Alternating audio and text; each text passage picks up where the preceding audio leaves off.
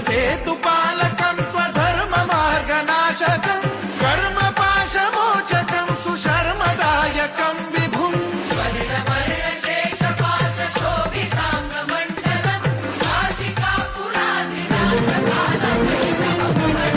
कालभैरवं भजे रत्नपादुका प्रभाभिरामपादयुग्मकं नित्यमिद्वितीयमिष्टदैवतं निरञ्जनम्